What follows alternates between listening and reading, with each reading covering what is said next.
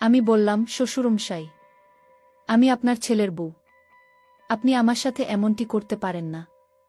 আমার শ্বশুরমশাই তখন রেগে গিয়ে আমাকে বলল, বোমা চুপ থাকো তুমি। 3 বছর হয়েছে তোমার বিয়ে হয়েছে, এখনো তোমার কোনো সন্তান সন্ততি হয় না। আসলে আমার ছেলেটা একটা অপদার্থ, সে কিছুই করতে পারে না। এই বলে শ্বশুরমশাই রেগেমেগে আমার সাথে খুব বাজে আচরণ করা শুরু করল।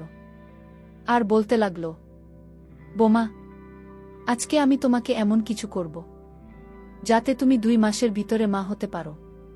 তারপরে শ্বশুরমশাই আমাকে কি যেন একটি শুকালো জিনিসটি শোকার পর থেকে আমি আর কিছুই বলতে পারি না।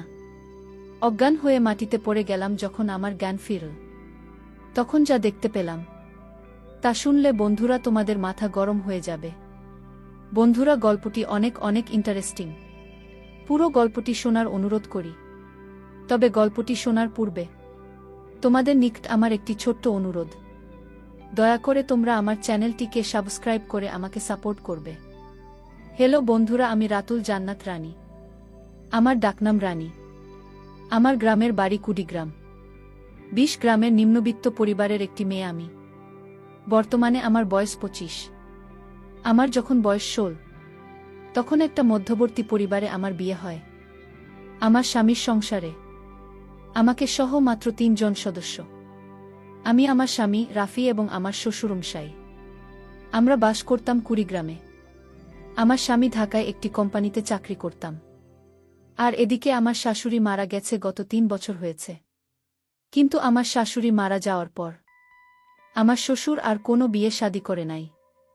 যদিও তাকে দেখে এখনো হাত পা কাটা যুবকের মতো মনে হয়।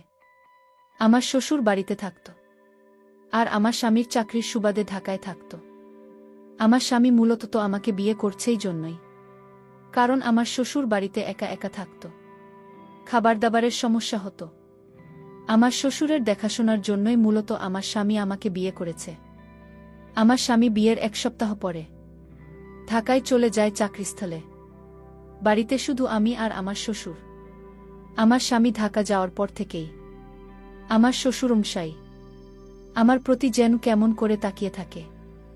আর তাতে আমি কিছু মনে করতাম না, কারণ আমি ভাবতাম, শ্বশুর মানেই তো আমার বাবা, সে তো আমার বাবা তুল। বিয়ের 1 মাস পর আমার স্বামী ঢাকা থেকে বাড়িতে আসলো। আমার স্বামী আমার জন্য অনেক কিছু নিয়ে আসো ঢাকা থেকে। আমার স্বামীর এসব কিছু দেখে আমার সত্যিই খুব আনন্দ হয়েছিল। সেদিন রাতে আমার স্বামীর সাথে অনেক মজা হয়েছিল। আমার স্বামী আমাকে অনেক মজা দিয়েছিল। আমার স্বামী দেখতে অনেক সুন্দর, অনেক হ্যান্ডসাম ছিল। আমার স্বামীর উচ্চতা প্রায় 6 ফুটের কাছাকাছি ছিল। অনেক শক্তিশালী ছিল, সুদর্শন পুরুষ ছিল। এভাবেই চলতে লাগল আমাদের দিন। চাকরির সুবাদে আমার স্বামী ঢাকায় থাকত। 1 মাস পর পর বাড়িতে আসত। এসে আমাকে মজা দিয়ে আবার চলে যেতাম। এভাবে চলতে চলতে প্রায় আমার বিয়ের 3 বছর হয়ে গেল। আমাদের দিন খুব ভালোই চলছিল। কিন্তু বিয়ের 3 বছর হওয়ার পরেও আমাদের কোনো সন্তান সন্ততি হচ্ছিল না, আর আমরা কোনো ব্যবস্থা নিচ্ছিলাম না। এমতাবস্থায় আমি এবং আমার স্বামী খুব টেনশনে পড়ে গেলাম। আর এদিকে আমার শ্বশুরমশাই আমাকে বিরক্ত হয়ে বলতো, বোমা, তোমার বিয়ের 3 বছর হয়ে গেছে, এখনো আমি কোনো নাতি নাতনির মুখ দেখতে পারি নাই। আমি কি আমার নাতি নাতনিকে দেখে যেতে পারবো? এমন কথা বলার সময় আমার শ্বশুরমশাই আমার দিকে কেমন ভাবে তাকিয়ে থাকত। এই তাকিয়ে থাকার মধ্যে আমার শ্বশুরমশাইয়ের চোখের মধ্যে আমি ভিন্ন কিছুর গন্ধ পাচ্ছিলাম। তারপরেও আমি তেমন কিছু মনে করতাম না, কারণ আমার শ্বশুরমশাই শুধু আমার দিকে এভাবে তাকিয়ে থাকত। কিন্তু আমার সাথে বিয়ের 3 বছর হওয়ার পরেও কোনো খারাপ আচরণ করার চেষ্টাই করে না। বিয়ের 3 বছর পর এভাবেই কেটেছিল আমার দিন। খুব ভালোই ছিল, সুন্দরভাবে কাটছিল। কিন্তু আমার স্বামী একদিন ঢাকা থেকে বাড়িতে আসলো। ঢাকা থেকে বাড়িতে আসার পর রাত যখন 1-2টা বাজল, তখন আমার স্বামীর মোবাইলে হোয়াটসঅ্যাপে একটি মেসেজ চলে আসলো। মেসেজটি দেখে আমার সারা কাঁপতে শুরু করল। আমার কলিজা কাঁপতে শুরু করল। মেসেজটিতে লেখা রয়েছে, প্রিয় জান, কেমন আছো? তুমি কখন গেছো বাসায়? গতকালকে তুমি আমাকে যা দিয়েছ তাতে আমি অনেক সুখ পেয়েছি, অনেক মজা পেয়েছি। প্রিয় রাফি, কবে তুমি আসবে দেশ থেকে? তোমাকে ছাড়া আমার কিছু ভালো লাগে না। কবে আমি তোমার সন্তানের মা হন, আর আমাকে ছাড়া তুমি একা একা থাকবেই বা কি করে? তোমার কি কষ্ট হবে না মেসেজটি পড়ে? আমার কাছে মনে হলো যে আমার মাথার উপরে আসমান ভেঙে পড়ে গিয়েছে, পায়ের নিচে থেকে মাটি সরে গিয়েছে, সমস্ত শরীর একেবারে নিস্তব্ধ হয়ে গেছে। আটকে দিয়েছে জীবনের ধারা, থমকে গিয়েছে জীবন। মনে হচ্ছিল দম বন্ধ হয়ে আসছিল। ঠিক এই মুহূর্তে কি ভাবো বুঝতে পারি নাই। একটু খেয়াল করে মেসেজের উপরের অংশে গেলাম। উপরের অংশে যাওয়ার পর যা দেখতে পেলাম তাতে আমার আরও আতঙ্ক সৃষ্টি হয়ে গেল। উপরের অংশে লেখা ছিল, প্রিয় স্বপ্না, আমি বিয়ে করেছি, প্রায় 3 বছর হয়েছে। আমার কোনো সন্তান হয় না। আমার একটি সন্তানের খুবই প্রয়োজন। আমি বাবা ডাক শোনার জন্য পাগল হয়ে আছি। ইতিমধ্যে আমার বুকে অনেক ডাক্তার দেখিয়েছি, কিন্তু কোনো লাভ হয়নি। আমি নিজেও ডাক্তার দেখিয়েছি, কিন্তু ডাক্তার মশাই বলছে আমার কোনো সমস্যা নাই, যত সমস্যা আমার বউয়ের। স্বপ্না, আমি একটা বিয়ে করেছি, তা জানার পরেও তুমি কি আমাকে বিয়ে করবে?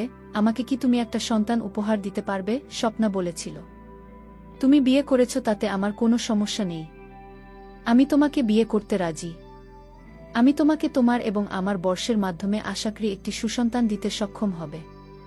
স্বামীর মোবাইলে হোয়াটসঅ্যাপে এরকম চাঁদ দেখে আমার রীতিমতো মাথা ঘুরে গেল। কি করব আমি কিছু বুঝে পাচ্ছিলাম না, ভেবে কিছু পাচ্ছিলাম না। কি করা যায় এমন অবস্থায়? আমার তো সন্তান হয় না। সেটা একমাত্র আল্লাহ পাকের ইচ্ছে হয়। আল্লাহ পাক চাইলে সন্তান দিতেও পারে, আবার চাইলে নাও দিতে পারে। কিন্তু এই জন্য তো আমার সংসার ভেঙে যাচ্ছে। আমার স্বামী আমার উপর সতীনে বসাচ্ছি, আরেকটি বিয়ে করে আমার স্বামীর মধ্যে একটি ভাগ তৈরি করছে। এটা পৃথিবীর কোনো মেয়ে সহ্য করতে পারবে না, বিশেষ করে বাঙালি মেয়ে। আমার স্বামীর মোবাইলে এরকম চাঁদ দেখে আমি মোবাইলটা আস্তে আস্তে রেখে তারপর কাঁচতে কাঁচতে 2 চোখ ভিজিয়ে ফেললাম। আর এদিকে আমার স্বামী খুব আরাম করে ঘুমাচ্ছিল। আর ইদানিং লক্ষ্য করলাম আমার স্বামী আমার প্রতি খুব একটা বেশি টানে। থাকবেই বা কি করে, কারণ সে তো অন্য জায়গা থেকে যা কিছু পাওয়ার সবই পাচ্ছে। সারা রাত ঘুম নেই, 2 চোখে না। সকালে উঠে ফজরের নামাজ পড়লাম আর আল্লাহর কাছে কান্নাকাটি করলাম যে, হে আল্লাহ, আমার স্বামীকে তুমি সঠিক পথে ফিরিয়ে আনো। তুমি আমার কাছ থেকে সব কিছু কেড়ে নিয়ে যাও, কিন্তু আমার স্বামীর ভাগ তাকে নিয়ে না। আমি আমার স্বামীর ভাগটা কাউকে দিতে পারবো না। এভাবে আমার স্বামী ঢাকা থেকে এসে 2 দিন থাকার পর আবার ঢাকায় চলে গেল। মনের দুঃখে তাকে কিছু বলতে পারি নাই। আমার স্বামী চলে যাওয়ার পর আমি নীরবে একা একা শুধু কাঁদি, চোখের জল পড়ে। একদিন শ্বশুরমশাই আমাকে এসে ক্রন্দনরত অবস্থায় দেখে ফেলে। তারপর শ্বশুরমশাই আমাকে বলল, বোমা, কি হয়েছে তোমার? তুমি কাঁদছ কেন? আমি বললাম, বাবা কিছু না। তারপরেও আমার শ্বশুরমশাই আমাকে বলল, বোমা, তুমি আমার কাছে মনে হচ্ছে কোনো কিছু লুকাচ্ছে। আমি বললাম, না বাবা, আমি এমনি কাঁদছি। হঠাৎ করে আমার বাবা মায়ের কথা মনে পড়েছে, তো তাই করছি। তারপর আমার শ্বশুর আমাকে ধরে সান্ত্বনা দেওয়ার চেষ্টা করছে, কিন্তু আমার শ্বশুরমশাই যখন আমাকে ধরে সান্ত্বনা দেওয়ার চেষ্টা করছে তখন বিভিন্নভাবে আমার প্রতি বাজে ইঙ্গিত করছে, যা আমার কাছে খুব খারাপ লাগছে। কিন্তু তারপরেও সে তো আমাকে এই মুহূর্তে সান্ত্বনা দিচ্ছে, যে কারণে শত বাজে ইঙ্গিত পাওয়ার পরেও আমার কাছে খুব ভালোই লাগছিল। এভাবে আমার শ্বশুরমশাই আমাকে অনেকক্ষণ ধরে রাখল আর মাথায় বুলিয়ে দিতে লাগল। তখন আমি কিছুটা দুর্বল হয়ে গেলাম। দুর্বল হয়ে তার ছেলের সমস্ত বিষয় শ্বশুরমশাইকে খুলে বললাম। শ্বশুর মশাই এসব কথা শুনে আমাকে বলল, বলো কি বোমা, তুমি এইসব বিষয়ে আমাকে আগে বলবে না? আমি বললাম, বাবা, আমি তো আপনার ছেলেকে কখনো অবিশ্বাস করতাম। আপনার ছেলেকে প্রচুর বিশ্বাস করতাম, কিন্তু আপনার ছেলে যে এরকম একটা কাজ করবে তা আমি কখনো কল্পনাও করতে পারি নাই। আমার শ্বশুরমশাই ছেলের এরকম কাণ্ডের কথা শুনে আমাকে সান্ত্বনা দেওয়ার চেষ্টা করল, কিন্তু এই সান্ত্বনা দেওয়ার ফাঁকে ফাঁকে আমার শ্বশুরমশাই আমার সাথে ভিন্ন রকম আচরণ করার চেষ্টা করল। আর বলব, মা, তুমি শান্ত হও, আজকে তোমার সন্তান হয় না বিদায়। সে একটি সন্তানের আশায় এরকম ধরনের সিদ্ধান্ত নিয়েছে। তুমি একটু ধৈর্য ধরো, তোমাকে আমি আগামীকালকে একটি কবিরাজের কাছে নিয়ে যাব। অনেক নামকরা কবিরাজ, তার চিকিৎসায় নাকি অনেকেই মা হতে পেরেছে। আমি বললাম, বাবা, যা করার এখন আপনি করবেন, কারণ আপনার ছেলেকে তো আমার ফেরানোর ক্ষমতা নাই। পরের দিন শ্বশুরমশাই আমাকে নিয়ে একটি কবিরাজের কাছে গেলেন। কবিরাজ আমাকে দেখে পরীক্ষা নিরীক্ষা করে বললেন, তুমি মা হতে পারবে যদি তুমি একটা কাজ করো। অবশ্যই কাজটি করা আমাদের সমাজের আইনের বিধানে নেই। আমি বললাম, কবিরাজ মশাই, কি কাজ একটু ক্লিয়ার করে বলুন। তারপর কবিরাজ মশাই আমাকে বলল, তোমাকে তোমার স্বামী ছাড়া অন্য যে কোনো একজন পুরুষের সাথে ঘনিষ্ঠ হয়ে দেখতে হবে, তাহলে আমরা নিশ্চিত হয়ে যাব যে তোমার সমস্যা না তোমার স্বামীর সমস্যা। আমি কবিরাজ মশাইকে বললাম, কবিরাজ মশাই, আমি তো পরীক্ষা করিয়েছি, ডাক্তার তো বলেছে আমার সমস্যা। কবিরাজ মশাই আমাকে বলল, মায়ের সন্তান দেওয়ার মালিক আল্লাহ, সুতরাং তোমাকে একটু ভিন্ন কিছু করে দেখতে হবে। একটু ভিন্ন কিছু করে দেখো, অন্য একজন পার্সন যদি তোমার সাথে একটু ঘনিষ্ঠ হওয়ার পর তুমি সন্তানের মা হতে পারো, তাহলে কি তুমি যেটা চাও না? কবিরাজ মশাইয়ের এরকম ধরনের কথা শুনে আমার প্রথমত খুব খারাপ লেগেছিল। তারপর দ্বিতীয়ত চিন্তা করলাম, আমার তো একটি সন্তান দরকার। একটি সন্তানের কারণে আমার সংসার ভেঙে যাচ্ছে, আমার সংসারে সুদিন আসছে। কিছুক্ষণের জন্য একবারে নীরব নিস্তব্ধ হয়ে গেলাম। তারপর কবিরাজ মশাইকে বললাম, কবিরাজ মশাই, আমার তো সে রকম কেউ নেই যে আমার সাথে স্বামীর মতো ঘনিষ্ঠ হতে পারবে। তারপর কবিরাজ মশাই বলল, তাহলে আমি যদি তোমাকে এরকম ধরনের একজন লোক বের করে দেই, তাহলে কি তুমি তার সাথে ঘনিষ্ঠ হবে? আমি বললাম, জি কবিরাজ মশাই, আমি ঘনিষ্ঠ হব।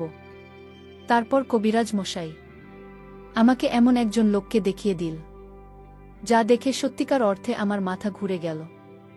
অর্থাৎ কবিরাজ মশাই আমার শ্বশুরমশাইয়ের দিকে ইশারা করে বলতেছে, শোনো রানী, এই যে তোমার পাশে বসা তোমার শ্বশুরমশাই, তোমাকে সন্তান দেওয়ার জন্য সেই যথেষ্ট। তুমি হয়তো তোমার শ্বশুরমশাইকে খুব ভালো করে চেনো না। তোমার শ্বশুরমশাই আমার ভালো একজন বন্ধু। তারপর কবিরাজ মশাই আমাকে বলল, আচ্ছা রানী, আমার একটা প্রশ্নের জবাব দাও তো।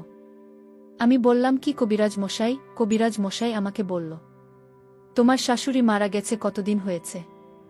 আমি বললাম, 3 বছরের অধিক। তারপর কবিরাজ মশাই আমাকে বলল, একটা পুরুষ মানুষ তো 50 বছরের বুড়ো হয়ে যায়নি। একটা 50 বছরের ঊর্ধ্বে লোক 3 বছর হয়েছে, তার স্ত্রী মারা গেছে, সে কিভাবে একা একা থাকে? আমাকে প্রশ্নের জবাবটা দিতে পারবে? আমি বললাম, না কবিরাজ মশাই। তাহলে শোনো রানী, তোমাকে আজকে একটা গোপন কথা বলি। তোমার শ্বশুরমশাই আমার বন্ধু মানুষ, তাই আমার এখানে নিয়মিত আসা যাওয়া করত, এবং যদি কোনো মহিলার সন্তান না হতো, তাহলে সেক্ষেত্রে আমি তোমার শ্বশুরমশাইকে কাজে লাগাতাম।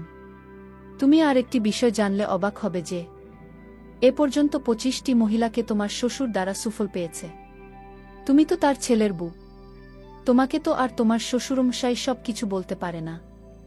এখন তুমি যদি রাজি থাকো, তাহলে তোমার সাথে তোমার শ্বশুরমশাই ঘনিষ্ঠ হবে, আর এতে আশা করা যায় তুমি সুফল পাবে। কবিরাজ মশাইয়ের কাছ থেকে এরকম ধরনের কথা শুনে প্রথমত আমি কিছুটা অবাক হয়ে যাই, তারপর অবশেষে রাজি হয়ে যায়।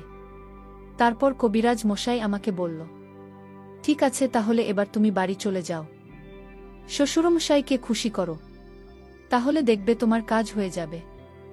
আর তোমার শ্বশুরমশাই একা যে পরীক্ষিত। তারপর কবিরাজ মশাইয়ের কাছ থেকে বাসায় চলে আসলাম।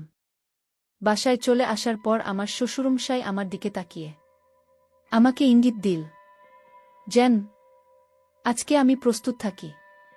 অবশেষে নিরুপায় হয়ে একটি সন্তানের আশায় আমি সেই কাজটি করেছিলাম।